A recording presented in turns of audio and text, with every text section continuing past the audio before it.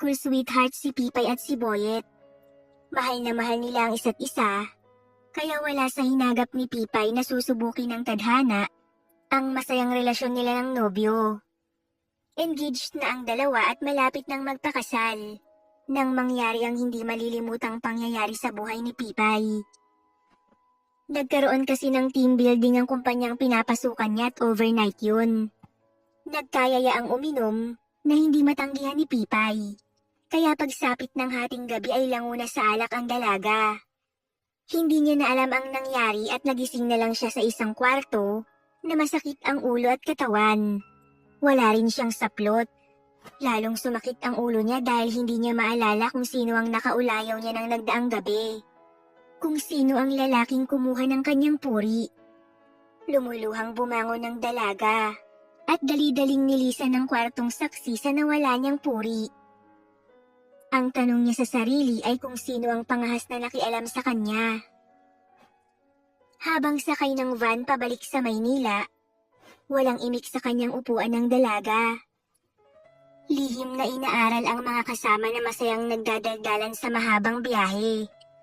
Samantalang siya ay abala sa kakaisip sa kinasangkutang sitwasyon. Pumikit pa ito upang alalahanin ang nangyari ng nagdaang gabi. May mga ilang detalyeng nagpa-flash sa utak niya, ngunit hindi yun malinaw. Naalala niya, nagaling siya sa CR nang may maamoy siyang pabango ng lalaki, na siyang nagpabaligtad ng sikmura niya. Dahilan kung bakit isinuka niya ang mga kinain. Nilapitan siya ng lalaki at hinagod nito ang kanyang likuran. "Okay ka lang ba, miss?" Tanong pa nito sa kanya. Dahil sa malabong alaala, walang maaninag ang dalaga. Siguro ay dahil madilim din at lasing pa ito. Basta ang natatandaan niya, may kakaibang init at kilabot siyang nadama sa mga hagod ng lalaki sa kanyang likuran. Kaya siguro nagpatangay na siya sa init ng kanyang katawan. Hanggang doon lang ang natatandaan niya. At pilit man niyang alalahanin pa ay mistulang panaginip na naputol ang lahat. Blanko na ang mga sumunod, kaya lihim na umiyak ang dalaga sa kanyang upuan. Mabuti na lang at itim ang kulay ng kanyang salamin. Lunes, pagpasok sa office ng dalaga, dala pa rin niya ang bigat sa kanyang dibdib. Lihim na pinagmamasdan ang mga lalaking kasama niya sa outing. Ngunit wala ni isa sa mga ito ang kahinahinala sa kanila. Hindi niya alam kung mas okay na hindi niya na makilala yung lalaki. Pagsapit ng uwian, nakita niya ang nobyo na matyagang naghihintay sa kanya. Agad na nangilid ang luha sa mga mata niya nang makita ito. Araw-araw kasi kung sunduin siya ng nobyo. Nang lapitan siya nito at bahagyang halikan sa pisngi ay bahagya pang nailang ang dalaga. Kinilabutan siya na dati namang hindi niya nararamdaman. Siguro ay dahil pakiramdam niya, hindi na siya malinis na babae para sa nobyo. "Bakit, love? May problema ba?" Tanong ni Boyet kay Pipay. "Wala, love." Nauutal pang sagot niya sa bayuko ng ulo. Nagtataka man ay hindi na pinansin ng binata ang inaasal ng kasintahan. "Love, nakausap ko na pala sila mama. Sabi ko kausapin na yung mga ninang natin. Kasi next month nagaganapin yung kasal." Doon biglang tumingin si Pipay sa nobyo. "Bakit, love? Hindi ka ba masaya? Tuloy na yung kasal natin." Masayang sabi nito, sabay pisil sa braso niya na tila gigil na gigil. "Excited na ako sa honeymoon natin, love. Walang tulugan ha. Matagal kong hinintay na mapasakin ka." Dagdag pa nito. Doon tuluyang namula ang muka ng dalaga at biglang nag-init. Paano kaya pag nalaman nito na hindi na siya birhen? Halata pa naman ang pagpipigil ng nobyo tuwing magiging intimate sila. Gusto daw kasi nito na malinis siyang ihaharap sa dambana, kaya nagtiis ito na walang mangyari sa kanila. Pagdating sa bahay, hindi na nagtagal ang nobyo niya. Naglakad na siya papuntang kwarto nang magsalita ang kanyang ina. "Josephine, anak, may problema ba?" Tanong nito sa kanya. Nagulat pa ang dalaga at tila lutang sa kinakaharap na problema. Wala po mama. Sagot naman ni Pipay sa ina at tuluyang pumasok na sa kanyang kwarto. Ano kaya kung magtapat na ako kay Boyet? Kausap niya sa sarili. Baka hindi niya matanggap. Paano na ako pag iniwan niya ako? Hindi ko kaya. Wika ni Pipay bago tumulo ang mga luha sa mata. Sadyang kay hirap ng kanyang sitwasyon. Kung alam lang niya na mangyayari yun, sana ibinigay na lang niya ang sarili sa nobyo noon. Doon napahagulgol ng tuluyan ang dalaga at pinakawalan ang mga luhang walang kasing pait hanggang sa makatulog na ito. Sadyang kay bilis ng oras at hindi namamalayan ni Pipay na isang araw na lang at araw na ng kasal nila ng nobyo. Sobrang pagkabalisa ang nararamdaman niya. Ngunit pilit na nilalabanan ng dalaga ang nararamdaman. Mahal naman ako ni Boyet kaya alam kong matatanggap niya ang nangyari sa akin. Pampalakas loob pa ng dalaga sa sarili bago matulog ng gabing yun. Kinabukasan, araw ng kasal, lahat ay excited maliban sa bride. Pagdating sa simbahan at harap ng altar, halata ang kasiyahan sa mukha ng mapapangasawa. Bilang mag-asawa, magmahalan kayo at pakaingatan ang isa't isa. Kung may problemang darating, wag na wag niyong susukuan at pag-usapan ng mahinahon. Lagi niyong tatandaan na walang problemang hindi naayos sa mahinahong paraan. Pagtatapos pa ng pare na siyang tumatak sa isip ni Pipay. You may now kiss the bride. Palakpakan ng mga tao nang hinalikan siya ng asawa. Nang isa-isa nang mag-alisa ng mga bisita, lalo nang hindi mapakali si Pipay. Hanggang sa magpaalam na ang kahuli-hulihang bisita. Agad na hinarap siya ni Boyet. Love, tara na sa kwarto natin. Matamis ang ngiting wika nito sa kanya. Nanlamig ang mga palad ni Pipay sa sinabi nito. Ngunit hindi siya nagpahalata dito. Paano yung regalo, love? Nauutal pang sabi ni Pipay. Relax, love. Sabi nito sabay hawak sa nanlalamig niyang mga kamay. Wow, love. Grabe ang lamig ng mga kamay mo. Sabi nito nang madama ang lamig sa kanyang mga kamay. Relax ka lang, love. Ako lang to. Paiinitin kita mamaya. Pilyong wika ni Boyet. Naging sunod-sunuran na lang si Pipay sa asawa. Nang nasa harap na sila ng kwarto na laan para sa kanila, ay halos hindi maihakbang ng babae ang mga paa. Daig pa niya ang hahatulan ng silya elektrika ng mga oras na yun. Pagbukas ni Boyet sa pinto, doon tumambad sa kanya ang magarbong ayos ng kwarto.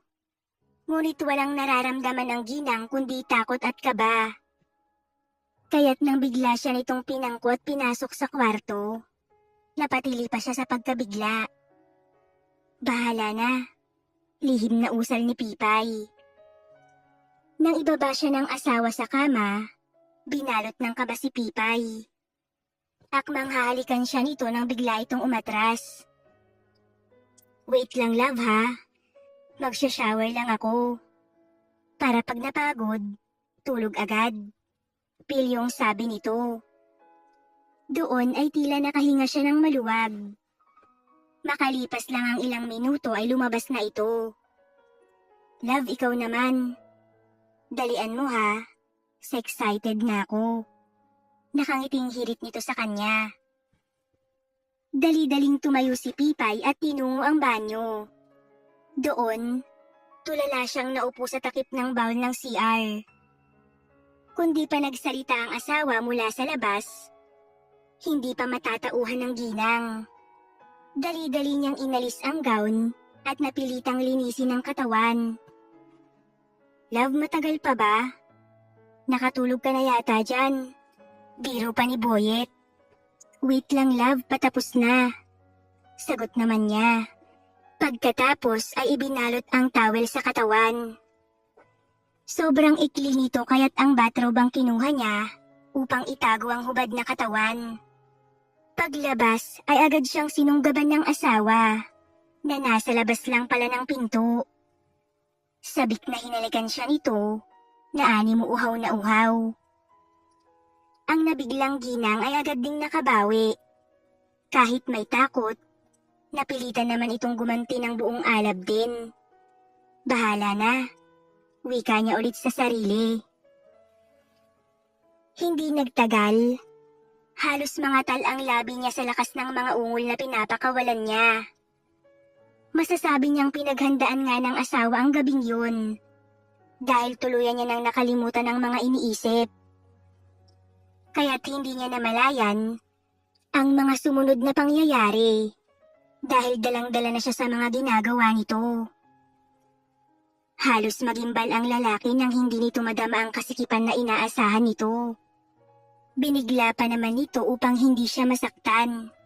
Ngunit wala ang inaasahan ng asawa na sakit na babalatay sa kanyang muka.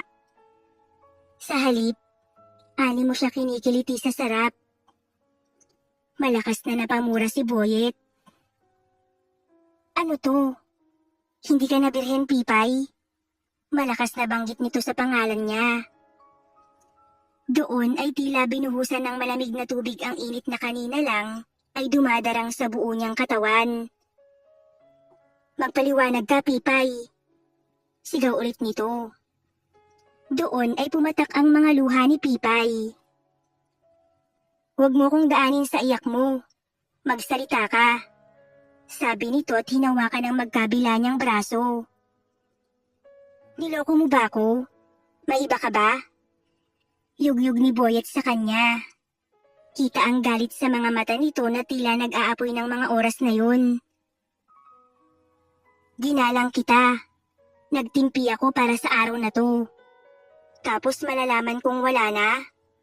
Ibinigay mo na sa iba. Sino ang lalaki mo? Sunod-sunod na wika nito. Doon, unti-unting itinaas ni Pipay ang muka at sinalubong ang galit na mga mata ng asawa. Walang iba. Wala akong lalaki, maniwala ka. Paano nga mangyayari na hindi ka nabirhin? Sigaw pa rin ni Boyet. Wala nang nagawa si Pipay kundi ikwento ang masaklap na nangyari sa kanya. Niloko mo ko. Bakit hindi mo sinabi sa akin? Sigaw ni Boyet. Natatakot ako na iwan mo ko, love. Pag nalaman mo yung totoo. Sorry na, please. Huwag mo akong iiwan. Umiiyak na samo niya dito habang hawak ang mga kamay nito. Pinagpag naman ito ang kanyang kamay. Dali-daling hinanap ang damit at mabilisang nagbihis. Pagkatapos ay nilisan ang kwartong yun, nasaksi sana sa masayang sandali nilang mag-asawa. Kinabukasan, pagkagising niya ay agad na gumayak ang ginang. Wala siyang kasiguraduhan sa kahihinatnan ng pagsasama nila ni Boyet, pero nagpasya siya na umuwi sa bahay nito. Malungkot ang ginang na lumabas ng kwarto. Pagkatapos ay dire-diretsyong lumabas ng hotel na yun. Pagsakay sa taxi, nagpahatid siya sa bahay nila ng asawa. Pagtungtong ni Pipay sa kanilang bahay, doon nagsimula ang kanyang kalbaryo. Pagbukas pa lang niya sa pinto, ay lasing na asawa na agad ang bumungad sa kanya. Magluto ka ng makakain. Sigaw na sabi nito sa kanya. Tila ito nagpalit ng pagkatao. Sa isang iglap lang, nawala na ang bakas ng lalaking minahal niya at labis din siyang mahal. Natatarantang agad siyang pumasok at dumiretso sa kusina. Matapos makapagluto, mabilisan niya itong inihain at tinawag ang asawa na tila tulog na sa sofa.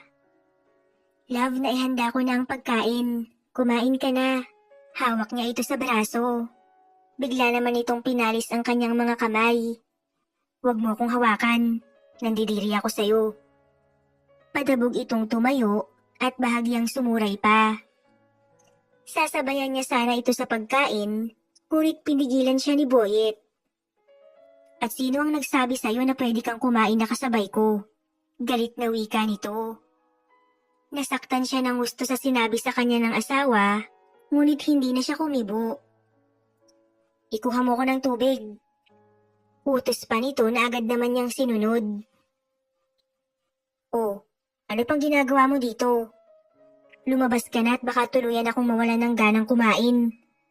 Linisin mo ang bahay para magkasilbi ka naman. Taboy pa nito sa kanya, kaya lalong tumulo ang kanyang luha. Hindi niya maiwasang sisihin ang sarili sa nangyayari sa kanya. Dapat pala ay naging tapat siya kay Boyet sa umpisa pa lang. Dahil kung talagang mahal siya nito, tatanggapin nito ang nangyari sa kanya. Naunahan kasi siya ng takot. Kaya ngayon, hindi niya alam kung ano ang kapalarang naghihintay sa kanya sa kanilang pagsasama. Hindi naging madali ang mga sumunod na araw para kay Pipay, sapagkat sa tuwina ay puro masasakit na salita ang natitikman niya kay Boyet. Halos araw-araw din itong lasing. Hindi na rin siya nito tinatawag sa kanyang pangalan o endearment man lang. Makate, malandi, at kung ano-ano pang madalas nitong termino sa kanya na siyang nagpapahirap ng kanyang kalooban. Hoy makating babae, ibili mo nga ako ng pulutan. Malakas na wika nito sa kanya. Sumunod lang naman ang pobreng ginang. Nang makabalik dala ang pulutan, agad niya yung ibinigay dito. Tumalikod siya at nagtungo sa kusina upang ikuha ito ng yelo. Lahat ay titiisin niya dahil mahal na mahal niya si Boyet. Aminado naman siyang naging pabaya siya kaya hanggang kaya niya, iintindihin niya ang asawa. Pasalamat na lang siya at hindi siya nito sinasaktan. Isang umaga, araw ng pagbabalik niya sa trabaho. Palabas na siya ng kwarto at nakahanda na sanang pumasok nang pigilan siya ni Boyet. Sinong nagsabi sa'yo na magtatrabaho ka pa? Hindi ka na papasok mula ngayon. Baka mamaya makipagkita ka lang sa lalaki mo. O baka naman ka-office mate mo rin pala ang lalaki mo. Magbihis ka at wag na wag kang lalabas ng bahay. Sabi nito sabay alis upang pumasok sa trabaho. Walang nagawa si Pipay. Tinawagan na lang niya ang kanyang kaibigan na si Isabel upang ipaalam dito na hindi na siya babalik sa trabaho. Anong nangyari sa'yo? Kumusta ang honeymoon? Masarap ba? Masiglang bungad ng kaibigan sa kanya. Okay naman, maikling sagot ni Pipay. Masyado ka namang bitin kung sumagot. Tsaka bakit hindi ka napapasok? Nakakalungkot naman, bes. Sabi pa nito sa kanya. Gusto ko lang ma-enjoy ang buhay may asawa. Sige, bes, yung niluluto ko masusunog na.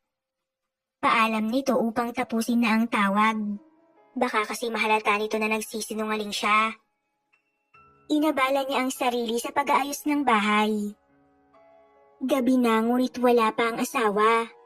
Alalang-alala na si Pipay nang maya-maya ay may narinig siyang kumalabog sa pintuan at mga naghahagik-gikan. Paglapit niya ay nakita niya ang asawang may kayakap na babae. Kulang na lang ay gumawa ito ng milagro sa kanyang harapan. Naku, may tao pala, sabi ng babae. Wala yan.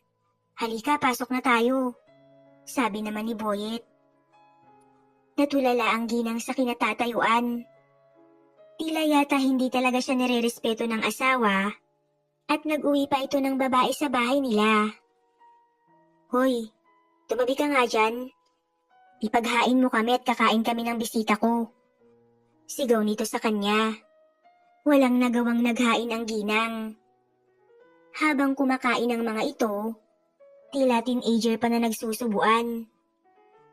Pumasok na lang sa kwarto si Pipay upang hindi makita ang pinaggagawa ng asawa. Maya-maya, narinig na ni Pipay ang malalakas na ungol na nanggagaling sa sala. Hindi alintana na nasa kalapit kwarto lang siya. Ngunit wala siyang magawa. Ito ba ang kabayaran ng kasalanang hindi naman niya ginusto? Hinayaan niyang bumagsak ang mga luha mula sa kanyang mata. Habang nakikinig sa dalawa, na tila may sariling mundo. Hindi niya namalayan kung paano siya nakatulog. Kinaumagahan, pagkagising niya ay wala na ang babae. Si Boyet naman ay naabutan niya pang tulog at walang kahit anong suot. Tanging unan lang ang takip sa pang-ibabang katawan. Puno ng pait ang mga matang nagtungo siya sa kusina upang ipagluto ito ng pagkain. Simula nun, halos araw-araw nang nag-uuwi ng babae si Boyet, kaya't araw-araw din napasakit sa kanya. Hindi na malayan ni Pipay ang mga araw at buwan na matuling lumipas. Nasanay na siya sa araw-araw na pasakit sa kanya ng asawa. Kung ano man ang gawin nito ay hindi na lamang niya pinapansin. Isang hapon, lasing na dumating si Boyet. Sakto naman nakatatapos lang niyang maligo. Inabutan siya nitong nakatapis lang ng tuwalya. Nang makita nito ang kanyang ayos, ay marahas siya nitong hinatak. Walang ingat nitong ginamit ang kanyang katawan. Hindi na ito nag-abalang dalhin siya sa kwarto, at sa mismong kusina ay marahas siyang pinarusahan. Impit na napadaing na lang sa sakit si Pipay, sapagkat hindi siya handa sa nangyari. Nang matapos ay patulak din siya nitong inihiwalay sa sarili. Hindi ka masarap. Kailangan ko lang ilabas ang init sa katawan ko, kaya pinagtiisan na kita. Pauyam na sabi pa nito at dumiretso sa kwarto. Nang mga sandaling yun, nakaramdam siya ng galit sa asawa. Lumipas ang mga araw, hindi nagbago ang masamang pakikitungo sa kanya ni Boyet. Sa halip, tila mas lumala pa nga ang lalaki sa pagpapahirap sa kanya. Sa tuwing may pangangailangan ito ay walang pakundangan itong ginagamit ang kanyang katawan. Pagkatapos ay pagsasabihan siya ng masasakit na salita. Madalas, tanong niya sa sarili kung ganun lang ba talaga mawala ang isang wagas na pag-ibig. Pagiging malinis o berhen ba ang sukatan ng tunay na pag-ibig? Nawawala pala lahat ng magagandang alaala sa isang pagkakamali lang. Ang masaklap, hindi niya pa ginusto ang nangyari. Samantalang sa dami ng pasakit na ginawa sa kanya ni Boyet, sa kabila nun ay mahal pa rin niya ito. Dalangin niya na sana bumalik ang pagmamahal sa kanya ng asawa. Maghihintay siya kahit gaano pa katagal.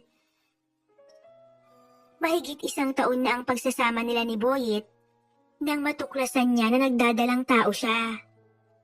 Nagkaroon ng pag-asa si Pipay. Baka sakaling magbago ang pakikitungo nito pag nalaman nito ang kanyang kalagayan. Kaya hinintay niya na dumating ang asawa mula sa trabaho. Ngunit gabi na ito dumating. Nalangunan naman sa alak. Love, buntis ako. Magkakaanak na tayo. Bigla namang tumingin sa kanya ang lalaki na tila sinabugan ng bomba. Ano? Buntis ka? Sigurado ka bang ako ang ama niyan? Baka naman sa lalaki mo lang yan. Ipapaako mo pa sa akin. Tila baliw pa na sumbat ni Boyet. Hindi makapaniwala si Pipay sa sinabi sa kanya ni Boyet. Halos hindi na siya lumalabas ng bahay. Nagawa pa siya nitong paghinalaan. Minsan lang akong nagkasala sa'yo pero halos hindi mo na ako mapatawad. Kalabisan naman na siguro na isipin mong anak ng iba ang pinagbubuntis ko.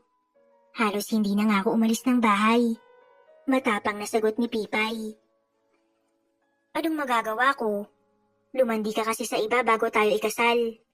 Sagot nito sabay hawak ng mahigpit sa pisngi niya, na halos lapirutin na nito sa gigil. Pilit namang kumawala ang pobreng ginang. Ang sakin lang naman, talaga bang sobrang baba ng tingin mo sa akin? Lahat na ng masasamang salita nasabi mo na. Na parang ako na ang pinakamaruming babae sa buong mundo. Ano pa ba ang kulang? Tanong ni Pipay. At talagang sasagot ka pa. Sigaw ng lalaki na tila sarado na ang isip ng mga sandaling yun. Nagpasya si Pipay na tumigil na dahil baka saktan pa siya ng asawa at madamay pa ang batang nasa kanyang sinapupunan.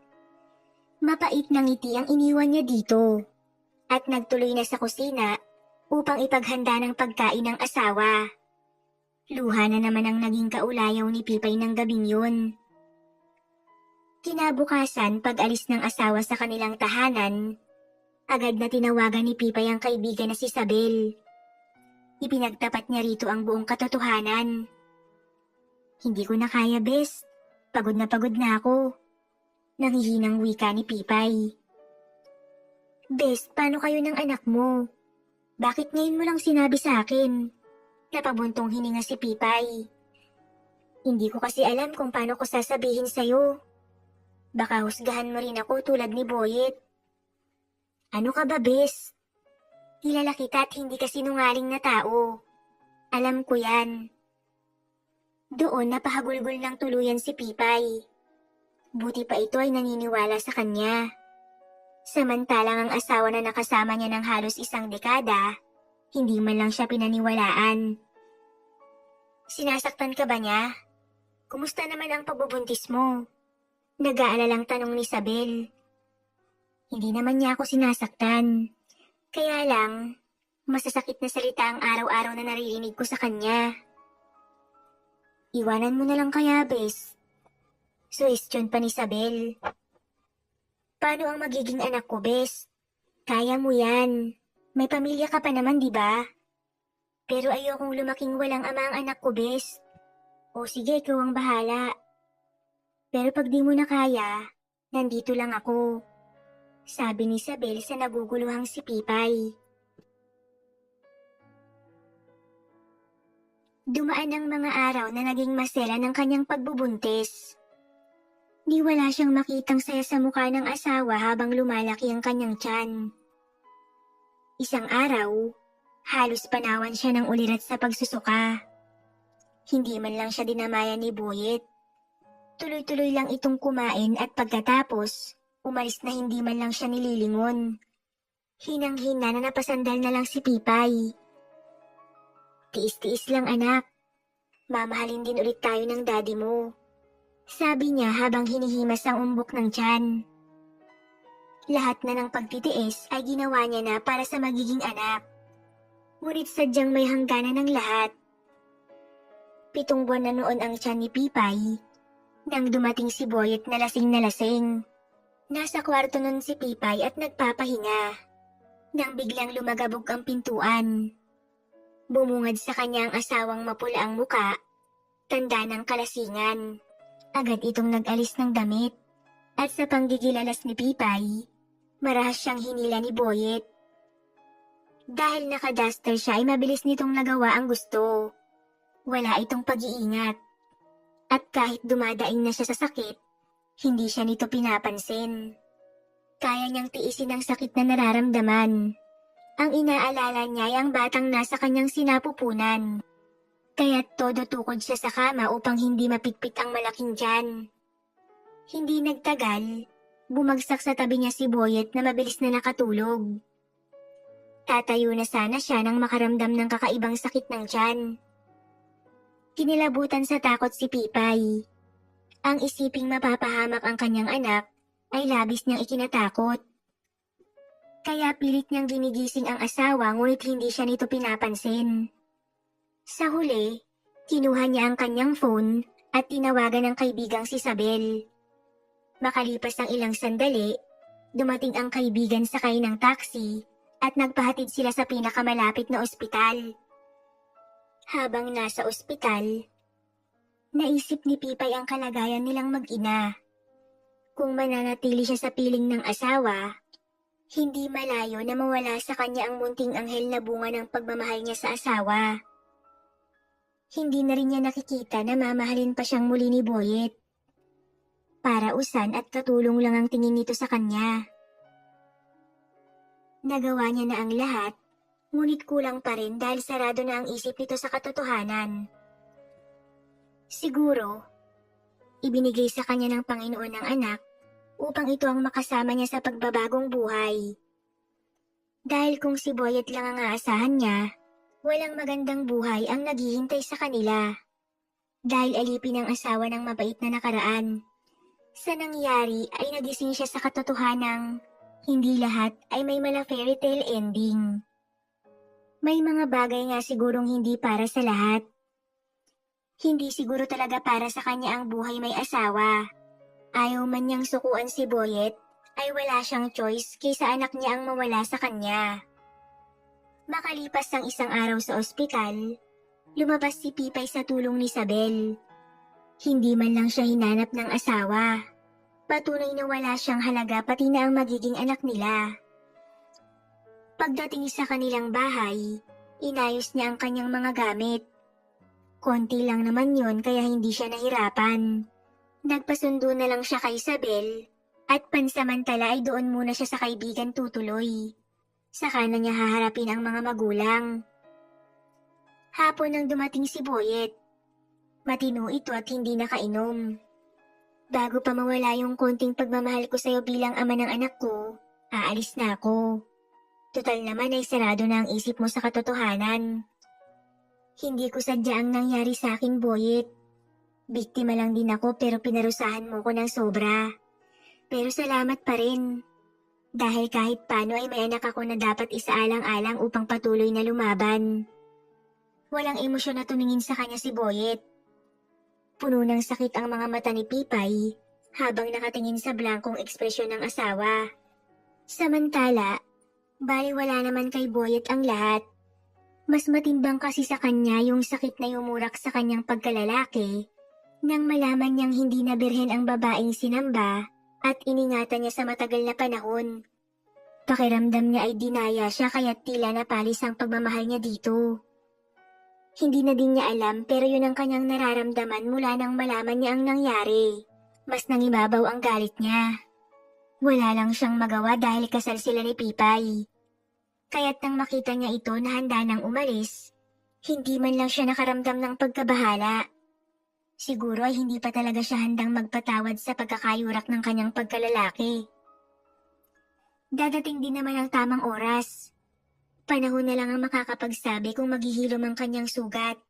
Baliwala niyang tinalikuran ng asawa at pumasok na sa kwarto. Dahil sa ikinikilos ni Boyet, lalong naging mapait ang pakiramdam ni Pipay. Wala na nga siguro silang pag-asa pa. Ilang saglit pa ay dumating na ang kaibigan niyang si Isabel. Tara na, bes. Huwag ka nang umiyak dahil makakasama sa'yo yan. Wika ni Isabel. Magsisimula siya kasama ang kaibigan at ang kanyang anak. Mabuti na lang at naging masinop siya noong dalaga pa siya. May naipon siya sa bangko na gagamitin niya sa pagsisimula nila ng kanyang isisilang pa lang na anak. Pinili niya ang tuluyang humiwalay sa asawa. Upang huwag mawala ang kumpiyansa niya sa sarili na unti-unting inubos ng galit ni Boyet. Siguro nga, dapat ay mahalin muna niya ang kanyang sarili bago mahalin ng iba. Sapat na rin siguro ang lahat ng paghihirap niya sa piling nito at tanging anak na lang niya ang pagbubuhusan niya ng panahon at lakas. Nawala man ang lalaking pinangarap niya na makasama sa pagtanda, nandyan naman ang munting anghel na alam niyang hindi huhusga sa dungis ng kanyang pagkatao. Sa huli, natuto siya na pahalagahan muna ang sarili bago ang damdamin ng iba. Panahon na lang ang makakapagsabi kung makakapagpatawaran pa sila ng asawa. Sa ngayon, alam niya na sariwa pa at sarado pa ang puso nito para sa pagpapatawad.